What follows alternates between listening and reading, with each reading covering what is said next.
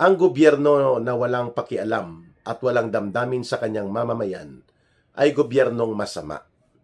Hindi na nga niya sinasagot at hindi nga niya binibigyan ng tamang pagtugon ang panawagan na siya at ang kanyang pinsan ay dapat humarap. Ang pinsan niyang si Romualdez, no? Sila dapat ay humarap sa pananagutan ng malawakan at malubhang sistematiko na pagkurap at pandarambong sa kabanang bayan na nanatili pa po na ini-ignore nila. Itong panawagan na ito ng mamamayan, no? Walang damdamin, insensitive, wika nga, no? Sa salitang English, insensitive. Ganyan din po ang kanyang reaksyon that even the Supreme Court nagsabi na magkomento tungkol sa mandatory request, no? Or petition para siya ay magpa-hair follicle drug test upang ma-establish ang katotohanan doon sa binabanggit at ibinubulgar ng maraming pangyayari kagaya po ng ginawa ni Senator Amy Marcos, nakatago pa sa mata ng publiko o sa kaalaman ng international community. Yan po ay pagpapakita na talagang naninindigan na ang mamamayan laban sa administrasyon na Ginoong Marcos Jr. Dahil po yan sa pagkakaroon ng napakalubha at napaka-iskandaloso na flood control anomalies and scandal of corruption and plunder na pilit itinatanggi, pilit iwinawaksin ni Marcos. Subalit, parang linta na ito na kumakapit bilang linta ng katotohanan na hindi na po ito mapipigilan.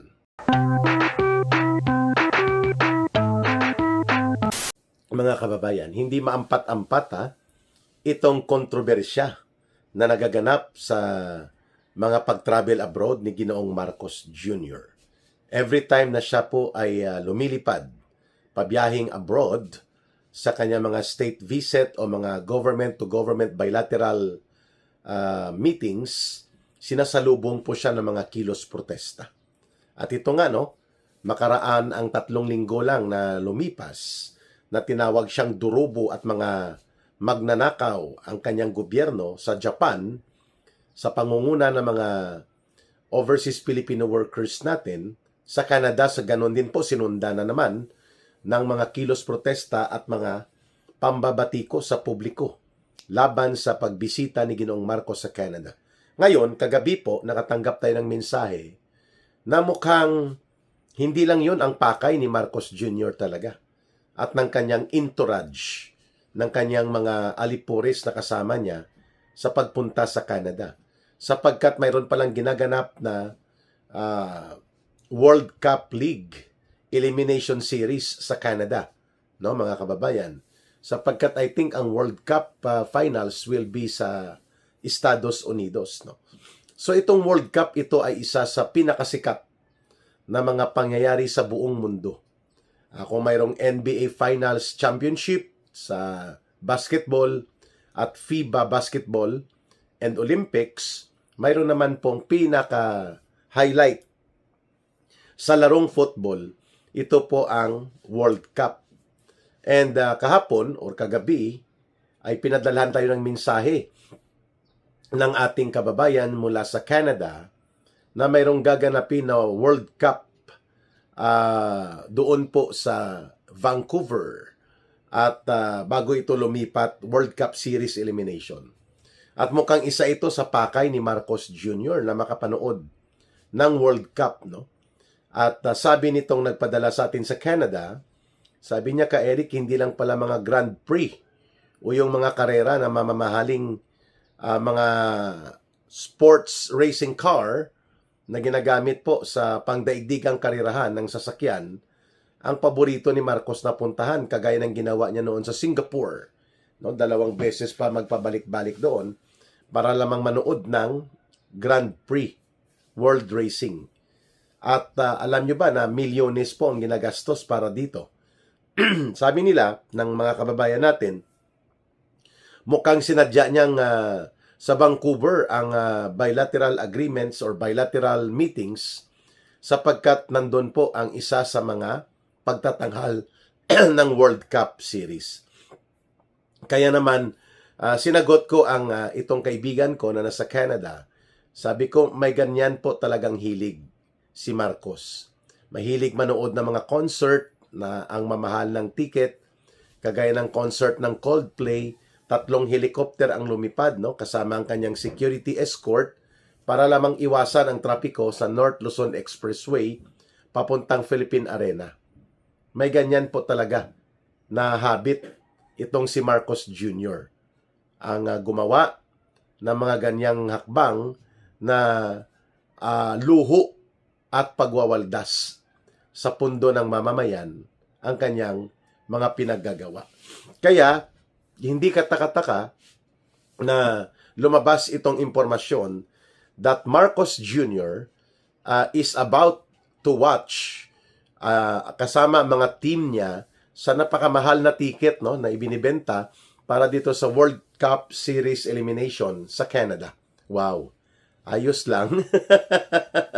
Sa gitna ng pagkalugmok ng kanyang gobyerno, pagkalugmok ng mga mamamayan sa krisis, maaatim pa ni Marcos Jr.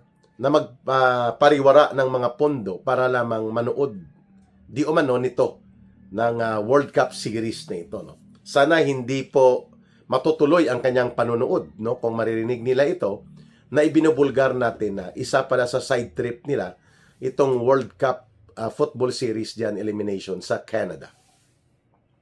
Ano pong pinupuntuhan natin dito? Ang gobyerno na walang pakialam at walang damdamin sa kanyang mamamayan ay gobyernong masama.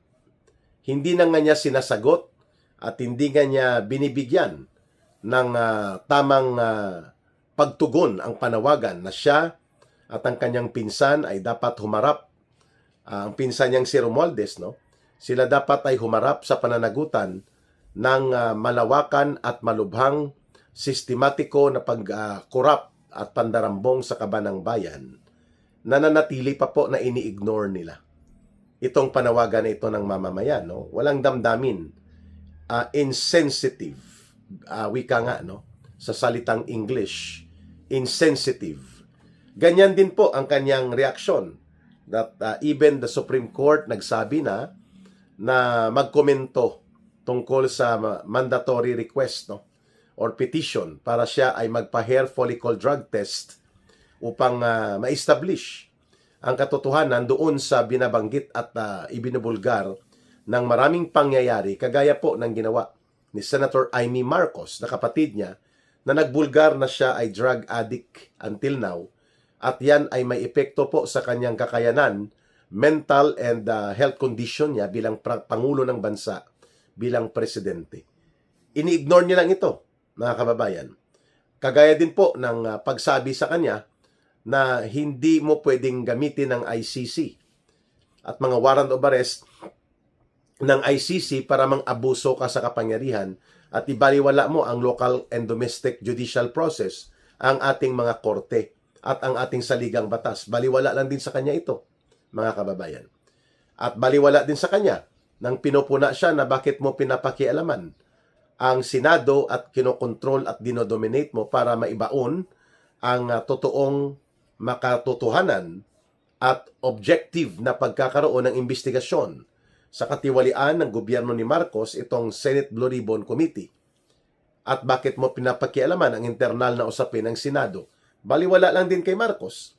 Binaliwala niya lang ang katotohanan na pinalusob niya ang Senado at nagkaroon ng pagkakaroon ng putukan sa loob mismo ng Senado. Nakita din natin po kung gaano ka-insensitive si Marcos sa mga bagay na ito. At yan ay mga characteristics di umano ayon sa mga doktor ng isang nalululong sa droga na individual. Yan ang tinatawag na pagiging insensitive. Wala ka ng sense of right and wrong. At okay ka lang ng okay kahit hindi na okay ang iyong mamamayan. That is a very dangerous situation for a country to have that kind of president. Kaya naman po, dapat natin sigurong ipaabot ito sa mga mamamayan na kapag hindi pa kumilos ang taong bayan upang mapapanagot itong sila Marcos at Romualdez sa kanilang mga pamumuno sa pandarambong at pangungurakot sa kaban ng bayan, then we deserve the kind of government that makes our people suffer and makes our country become a laughing stock or a banana republic kung tawagin. Pinag-iwanan na po tayo ng mga bansa kagaya ng Vietnam, Malaysia, Thailand, Indonesia, even Laos and Cambodia. Mas umangat na po ang kanilang ekonomiya. Ay di lalo pa sa mga bansa kagaya ng Japan, Singapore, no, mga kababayan. Halos po ang kapareho na lang natin ay ang bansang Myanmar at Bangladesh na nalulugmok pa rin po sa mahirap na sitwasyon, hindi umaangat at hindi umuusad ang kanilang lipunan at ang mamamayan ay naghihikahos pa rin dahil po sa kabulukan ng kanilang gobyerno. Exactly na ganyan din po ang pangyayari at kaganapan sa ngayon sa Pilipinas sa ilalim po ng gobyerno nila Marcos at nila Romualdez. Now, nakita natin that the only thing for Marcos that is important is ang pananatili sa poder. Ang pananatili sa kapangyarihan, di bali na po na may sagasaan sila ng mga institusyon ng demokrasya at di bali na pong dudurugin nila ang mga demokratikong oposisyon na bahagi po ng isang demokratikong lipunan kagaya ng Pilipinas. Yan po nakikita natin kung bakit maruming laro sa politika ang inuuna ni Marcos. Ang mga pang-aabuso ng ombudsman, kaliwat kanan na paghambalos ng kasong non-bailable na mga criminal charges laban sa mga opposition senators. Lalo na po yung hindi nagpapahawak sa liig at hindi nagpapatali sa ilong na mga grupo ng senador sa ilalim ng pamumuno nila Senator Alan Peter Cayetano. At ngayon si Senator Marcoleta, ilalatigo naman at ipapako sa cross ni Boying Rimulya. Samantalang si Marcos Jr., si Sandro Marcos, si Martin Romualdez, at ang marami pa sa mga sindikato na totoong nangulimbat at nangurakot sa kaban ng bayan na kinabang ng turutudo sa pagpapatupad ng mga sindikato sa flood control at iba pang infrastructure projects, hindi po sila kinakasuhan. That is insensitivity on the part of Marcos. Wala siyang pakialam. Kasi ang tingin niya, ang taong bayan ay hindi naman kikilos. Ang kumikilos lang naman ang mga oposisyon, ang bahagi ng Duterte political group, ang Duterte political camp. Yun lang naman ang kumikilos. Ang iba ay natutuwa na nanatili siya. Halimbawa, ang mga tradisyonal na opposition forces sa Pilipinas, nilamo na po ng maleta ni Marcos ng pangungurakot. Ang CPP, NPA, NDF, kasabwat niya na. Sapagkat sa common agenda nila na durugin ang mga Duterte. Ang mga dilaw at pink na kainsuka, mga kababayan, no? Ngayon po ay dinidilaan ang talampakan ni Marcos. Nito nila Dilima, nila Trillanes, nila Virus. Ang mga simbahan katolika at mga kaalyado nito at iba pang network nila na dati ay anti-Marcos sa panahon ng diktadura, ngayon ay kasabwat sa pagtatabon-tabon at pagtatakip sa diktadurang bago at new style of dictatorship ni Marcos Jr. sapagkat nakikinabang sila sa maleta. Kaya na maleta gang na lahat halos. Yan po, pagpapakita yan kung papaano kinurap, binulok ni Marcos Jr. ang mga institutions of democracy at pati na po ang mga tagapagtanggol sana ng demokrasya sa lipunang Pilipino.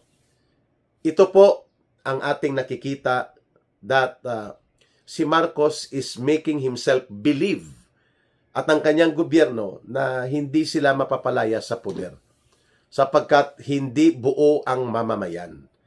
Hindi po nagkakaisa ang hanay ng mamamayang Pilipino sapagkat may nahihila pa doon sa panlilito at panloloko ng mga grupo at ilang organisasyon na dati po ay kalaban ng Marcos na gobyerno sa diktadura ng kanyang tatay at ngayon ay bahagi naman ng pagtatabon-tabon at pagtatakip sapagkat nabili niya na ng maleta itong mga puwersang ito na binanggit ni Ka Eric. Kaya, Marcos believes at ang kanyang gobyerno, kagaya nila Romualdez, that power will not be lost on them. Na hindi mawawala ang kapangyarihan sa kanila. But there is one important lesson in history na nakalimutan ni Marcos. Yan po ay may hangganan ang lahat. Ang abuso sa kapangyarihan, ang pagnanakaw at pangungurakot, ang pagkabalasubas at tarantado at pagkamasama ng gobyerno at ng mga diktador o mga tiraniko at mga pasistang leader sa kasaysayan ng buong mundo. May katapusan lahat. Nagtatapos po yan. They will not remain forever. Yan ang lesson of history.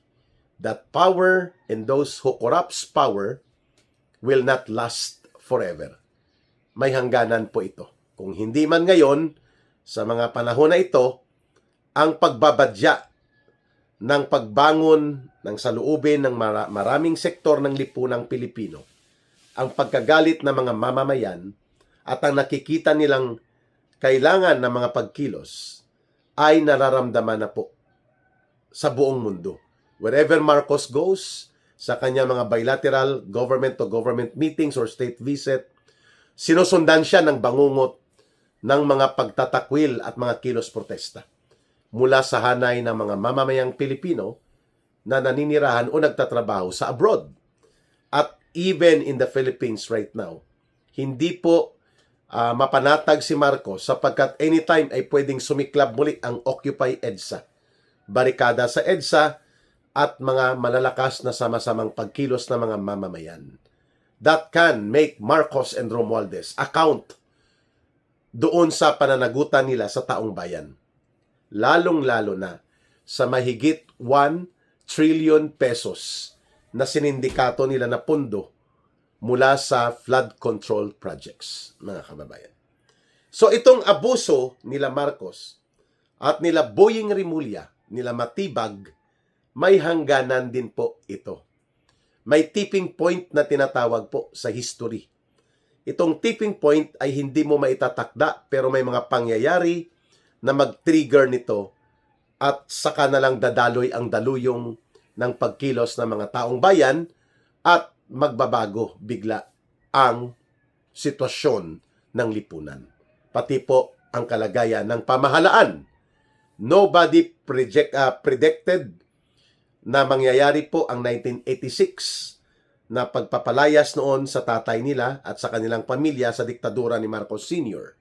Nobody predicted also that a very popular president during that time na si Joseph Estrada 25 years ago ay mapapalayas din in another people power. Sapagkat ang tipping point po sa kasaysayan ng mga bansa at lipunan, these are voluntary occurrence of things and matters pertaining sa social, economic, and political condition na kapag nagsabay-sabay ito, bigla na lang po kikilos ang mga mamamayan at ang namumuong galit at pagtitimpi ay sasambulat at magre-resulta sa mga pagbabago na hindi mo na mapipigilan. Yan po ang lesson learned sa history. May tipping point at may hangganan. May hangganan ang pagtitimpi ng tao, may hangganan din po ang pag-abuso at kahambugan sa poder at kapangyarihan, pati na po ang pandarambong at pangungurakot gamit ang poder at kapangyarihan sa gobyerno. Lahat ng ito may hangganan. And no amount of being insensitive on the part of Marcos Jr. and Martin Romualdez, hindi po nila mapipigilan ng pagiging insensitive nila ang patuloy na pagdaloy ng daluyong ng lakas ng mamamayan na nananawagan na sila ay papanagutin, paparusahan at palalayasin sa poder at kapangyarihan. Doon patungo ang kasaysayan. Tawag po ang political isolation.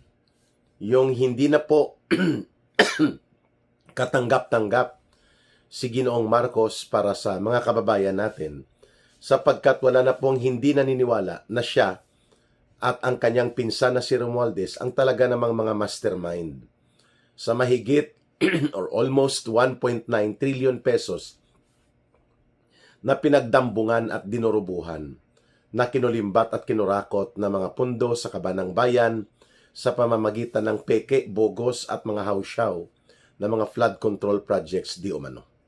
Wala pong hindi naniniwala na si Marcos at si Romualdez ang nag-orchestrate, ang gumawa ng plano at pagkumpas kung paano manumbalik ang tinatawag na monumental restoration of plunder and systematic corruption. At may kaugnayan dito, hindi lamang po mga kilos protesta ang sumalubong kay Marcos Jr. Pati po ang pag-call out direkta sa ilang mga cabinet secretaries niya, lalo na itong pambansang tagapagtahol ni Marcos, yung kanyang barker sa Malacanang, na sumama pala doon sa kanya sa Canada, itong si Aling Claire Marites Castro, itong si Aling Claire kung tawagin, ay talaga namang kinuyog ng pag-call out, no?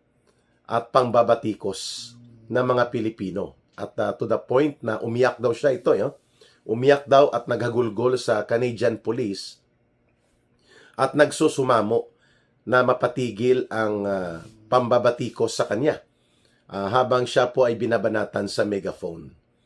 So ang pagka-arogante at pagkahambog ni Aling Claire sa dito kapag nagkaroon ng press briefing na akala mo ay nagbabasa ng ibanghilyo ng katotohanan kapag pumustura sa Malacanang, nawala po ang kanyang tikas.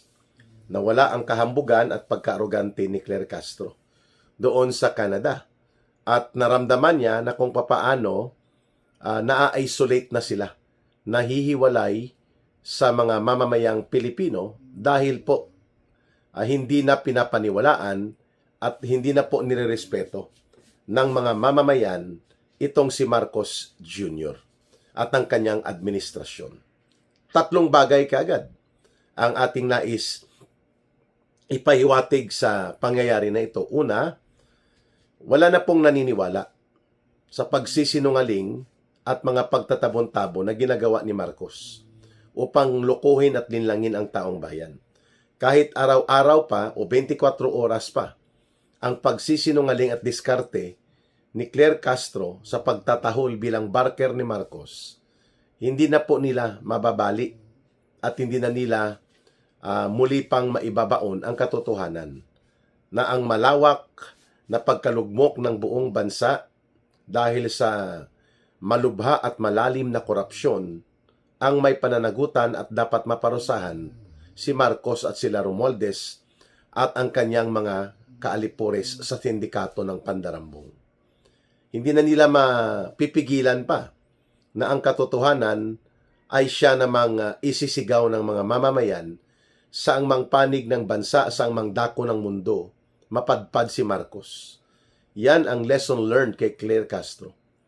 You may be able to suspend the revelation of truth, but it cannot be done forever. Hindi mo pwedeng habang buhay ang katotohanan ay maibabaon o maitatago. At kung kaya, binatikos ka. You were publicly called out dyan sa Canada, hindi dahil galit sa iyo personal ang mga tao, kundi nakikita nila na ikaw ang imahin ng pagsisinungaling at pagtatabon-tabon at pagtatakip kay Marcos Jr. That's the reason kung bakit ang mga mamamayan dyan ng mga Pilipino na nasa Canada at iba't ibang grupo ay sinalubong kayo ng pagpoprotesta. Pangalawang lesson po, na kapag ang taong bayan ay nagsalita na, hindi mo na mapipigilan yan. Nakita na po ninyo, simula pa noong December last year, sa unang quarter ng 2026 ngayong taon at pati sa pangalawang semester, puro negative po ang trust and approval rating ni Ginoong Marcos. Ano pong ibig sabihin? Wala na po talagang pagtitiwala ang mga mamamayan. They don't believe in whatever Marcos does. Ano man pong gawin ni Marcos, makailang ulit man ito mag-travel at magpakitang gilas na nanghihikayat ito ng investors at ng mga mamumuhunan upang mapalakas ang ekonomiya ng Pilipinas, wala na pong naniniwala doon. Sapagkat alam ng taong bayan na even at the international level ay hindi po nagkakaroon ng pagkakataon na maitago pa sa mata ng publiko o sa kaalaman ng international community. Yan po ay pagpapakita na talagang naninindigan na ang mamamayan laban sa administrasyon na Ginoong Marcos Jr. Dahil po yan sa pagkakaroon ng napakalubha at napaka-iskandaloso na flood control anomalies and scandal of corruption and plunder na pilit itinatanggi, pilit iwinawaksin ni Marcos. Subalit, parang linta na ito na kumakapit bilang linta ng katotohanan na hindi na po ito mapipigilan. Yan ang dahilan kung bakit bumubuelo at lumalakas ang mga kilos protesta sa Pilipinas man o sa ibang bansa. Ganon din po sa Japan, tinawag si Marcos doon na durubo, magnanakaw sa kaban ng bayan. Nakakahiya sapagkat may mga Japanese translation ang mga placards doon at ganon din pong panawagan ng mga kababayan nating Pilipino na lumayas ka na sa poder at panagutan mo ang pagnanakaw at pandurobo mo sa kaban ng bayan. Yun po talaga ang mensahe sa Japan yun that was around 3 weeks ago lang.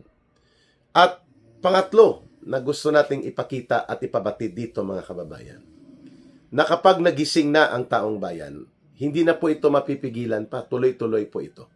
It will be a matter of time before Marcos will have his day of reckoning.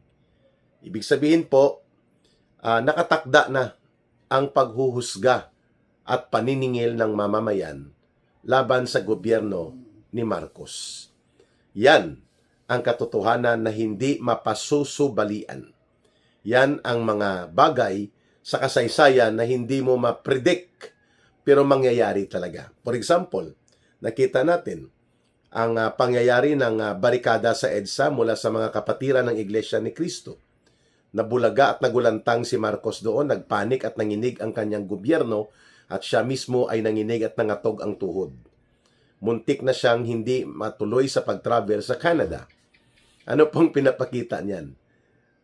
Na kapag dumaluyong na at tuloy-tuloy na magdaloy papunta sa pagbabago ang kasaysayan ng Pilipinas, at yan ay sa daluyong ng lakas ng mamamayan na kumikilos at nagkakaisa upang ipanawagan ang pagbabago sa pamunuan ng gobyerno at manawagan ng reforma sa lipunan at nang sa ganun po ay magkaroon ng totoong pagbabago at pag-unlad sa kalagayan ng ating mga mamamayan. No amount of force, hindi po mapipigilan yan ng Armed Forces of the Philippines, ng Philippine National Police, ng National Bureau of Investigation kapag ang taong bayan na ang maglulunsad ng kanilang puwersa sa pagkilos.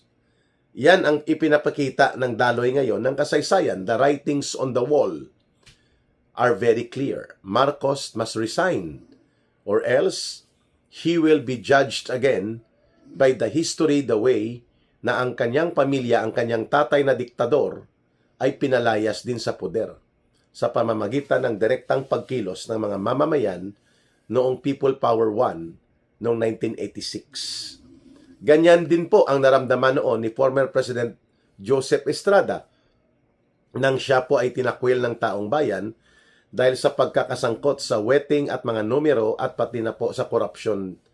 At nakita din ni Joseph Estrada nang mag-withdraw ng support ang Armed Forces of the Philippines sa kanya at ang Philippine National Police dahil sa pagdagsa ng mamamayan sa EDSA at iba pang bahagi ng Pilipinas, si Joseph Estrada ay bumaba din sa kapangyarihan. Dahil yun na ang signs of the time. Yun na po ang indicator. Itong kay Marcos, ang paglawak at paglakas ng mga kilos protesta, mga barikada sa EDSA, Occupy EDSA, yung libu-libong nagpoprotesta at iba't ibang sektor ng lipunan ang nag-iingay ng kanilang boses upang iparating ang kanilang diskontento at panawagan ng pananagutan at paniningil ng hustisya at katarungan. Ito ay mga signs of the time na hindi dapat ini-ignore nila Marcos, nila Claire Castro at ng gabinete ni Marcos Jr. Kaya naman po itong internasyonal na mga pangyayari na nagbubunsod ng iba't ibang mga pagkilos protesta ng mga mamamayang Pilipino, mga overseas Filipino workers, mga kababayan po natin na nasa abroad, mga expatriates, mga OFWs, lahat ng ito po ay nagbubuo ng buong pangyayari. The bigger picture is namumulat na at naninindigan ang mga mamamayang Pilipino na hindi nila matatanggap na mananatili ang isang gobyerno at administrasyon kagaya ni Marcos at nila Romualdez na pinaghaharian ng ating bansa sa pamamagitan ng pangungurakot, pandarambong, sistematikong korupsyon, abuso sa kapangyarihan, maruming laro ng politika, at kawalan ng direksyong tama para isulong ang totoo at tunay na pagbabago at agenda na para sa kapakinabangan at kabutihan ng mga mamamayan. This government has made the Philippine state a failed state. Napag-iwanan na po tayo ng mga bansa na karatig natin sa rehiyon na ito, sa Southeast Asia, halos nasa kulelat na po ang kalagayan ng ating bansa. Ang ating GDP o Gross Domestic Product at pati na po ang ating Gross National Product ay nalulugmok tuloy-tuloy. Mahigit 58% ng ating mga kababayan po or almost 6 sa bawat 10 Pilipino ay naghihikahos na makakita ng income at kabuhayan para mag-survive sa araw-araw. Yan po ang tinatawag na self-rated or state-induced poverty. Dahil po sa kapalpakan sa gobyerno, nawawala ang trabaho, bagsak ang ekonomiya, lugmok ang agrikultura, at halos buong aspeto ng ekonomiya hindi umaangat. Bagkos lalo pa pong nababagok at nalulugmok sa antas ng krisis ang buong bansa, bumabalik po yan sa pananagutan ni Marcos. And because of that, governance and leadership are main issues kung bakit po nawala ang pagtitiwala, ang kumpiyansa ng mamamayan kay Marcos. Sapagkat sa unang 3 taon pa lang niya, 1.9 trillion pesos po, mga kababayan, ang kinulimbat at dinurubo nila, led by Marcos and Romualdez, as per revelations ng mga kasamahan nila sa sindikato, lalo na ang mga ibinunyag na mga detalye ni Ginoong Saldico at ng mga former soldiers na ito na nagturo na ngayon ng mga pangyayari kung bakit naging buong sistema ng gobyerno ni Marcos, lalo na po sa last 2023, 2024, and 2025 budget, kinulimbat at kinurakot ang almost 1.9 trillion pesos. Partikular po involving itong sindikato sa flood control nila. Very clearly, the Marcos administration together with Romualdez made it appear na kunwari hindi sila sangkot. Pero nang lumabas na ang katotohanan, ang criminal trails ay pumunta direkta sa kanila. And that cannot be prevented from coming out in the open. All signs in the wall, so to speak, clearly point that Marcos and Romualdez must have to give up power unless they are courting a more cruel historical verdict. Unless gusto nila na abutin pa ang malupit na paghatol ng kasaysayan. Nakikita na natin yan sa Canada, sa Japan, kung paano po nanginig at nangatog ang tuhod nila Marcos sa protesta doon at paano po umiyak at humagulgol si Claire Castro sa Canadian Police na nagpapasaklulo dahil hinahabol sila ng protesta ng mga mamamayan, mga Pilipino doon sa abroad.